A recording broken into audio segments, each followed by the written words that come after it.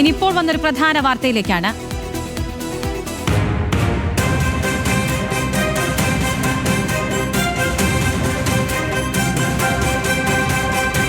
Idukki bison വാലിയിൽ വിദ്യാർത്ഥികൾക്ക് നേരെ pepper spray ആക്രമണം. Bison Valley government higher secondary സ്കൂളിലെ വിദ്യാർത്ഥിയും സഹപാഠിയുടെ മാതാപിതാക്കളും തമ്മിലുണ്ടായ സംഘർഷത്തിനിടെയാണ് ആക്രമണം ഉണ്ടായത്. പരിക്കേറ്റ 8 കുട്ടികൾ അടിമാലി താലൂക്ക് ആശുപത്രിയിൽ ചികിത്സയിൽ. വിവരങ്ങളുമായി ഇടുക്കിയിൽ നിന്ന് ആൽവിൻ തോമസ് ചേരുന്നുണ്ട്. ആൽവിൻ, സ്കൂളിൽ വെച്ച് തന്നെയായിരുന്നു ഈ ആക്രമണം ഉണ്ടായത്? വിശദാംശങ്ങൾ. ഇടുക്കി ബൈസൺ വാലി സർക്കാർ ഹയർ സെക്കൻഡറി സ്കൂളിലാണ് ഈ സംഭവം ഉണ്ടാകുന്നത്. രാവിലെയാണ് ഈ സംഭവം ഉണ്ടായത്. സ്കൂളിലേക്ക് വിദ്യാർത്ഥികൾ വരുന്നതിനിടെ സ്കൂളിന് മുമ്പിൽ വെച്ചാണ് ഈ സംഭവം ഉണ്ടാകുന്നത്. സ്കൂളിൽ പഠിക്കുന്ന ഒരു വിദ്യാർത്ഥിയും അതോടൊപ്പം തന്നെ സഹപാഠിയുടെ മാതാപിതാക്കളും തമ്മിലാണ് ഈ തർക്കം ഉണ്ടാകുന്നത്.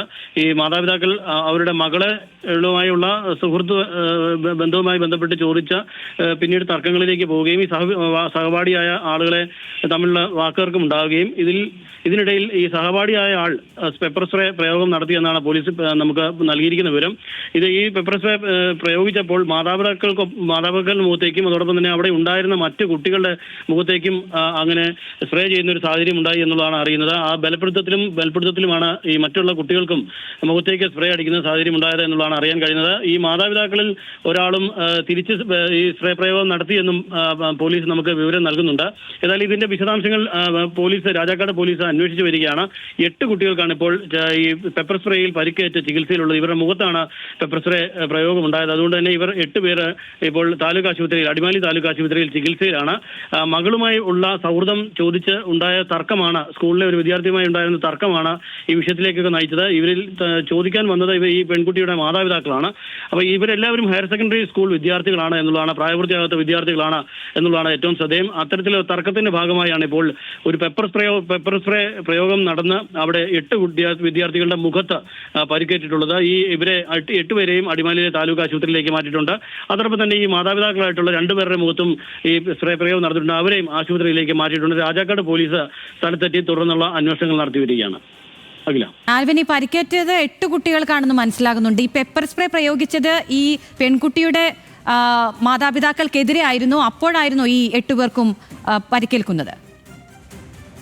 പോലീസ് നൽകുന്ന വിവരം അങ്ങനെയാണ്. പെൺകുട്ടിയുടെ മാതാപിതാക്കൾ വന്ന ഈ ആൺ സുഹൃത്തുമായുള്ള ചോദ്യവും തർക്കവും ഒക്കെ ഉണ്ടാകുന്നു. പെട്ടെന്ന് പൊടുന്നതിനെ ഈ ആൺ സുഹൃത്തായിട്ടുള്ള ആൾ പെപ്പർ സ്പ്രേ എടുത്ത് പ്രയോഗിക്കുന്നു എന്നുള്ളതാണ് നമുക്ക് അറിയാൻ കഴിയുന്നത്. പോലീസ് അങ്ങനെയാണ് പറയുന്നത്. പക്ഷേ അത് മൽപ്പിടുത്തമായി മാറുകയും പിന്നീട് ആ മൽപ്പിടുത്തത്തിന് ശേഷം ഇവർ തന്നെ ഈ മാതാപിതാക്കൾ തിരിച്ചും ഈ പെപ്പർ സ്പ്രേ പ്രയോഗിച്ചു എന്നും പറയുന്നുണ്ട്.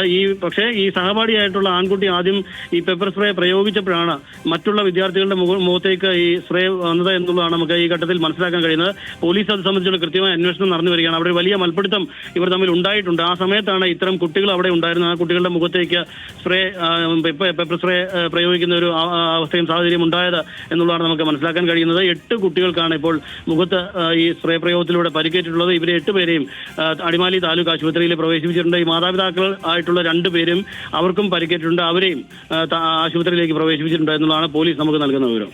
ശരി, ഇടുക്കി ബൈസൺ വാലിയിൽ വിദ്യാർത്ഥികൾക്ക് നേരെ പെപ്പർ സ്പ്രേ ആക്രമണം ഉണ്ടായിരിക്കുന്നു. Bison Valley government higher secondary സ്കൂളിലെ വിദ്യാർത്ഥിയും സഹപാഠിയുടെ മാതാപിതാക്കളും തമ്മിലുണ്ടായ സംഘർഷത്തിനിടെയാണ് ആക്രമണമുണ്ടായത്.